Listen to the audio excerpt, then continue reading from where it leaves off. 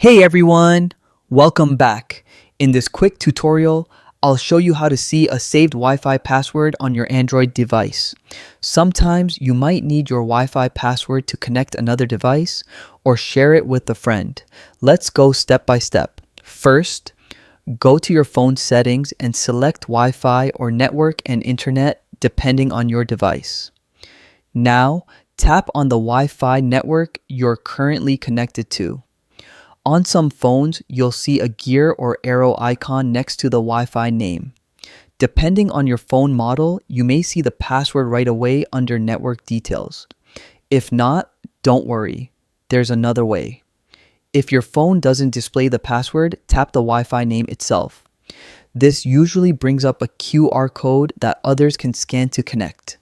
At the top of that screen, right above the QR code, you'll see the Wi-Fi password written out. You can copy it, save it, or share it with others. You can either read the password to someone, copy and paste it, or just let them scan the QR code for instant access. And that's it. Now you know how to find and share a saved Wi-Fi password on Android in just a few steps.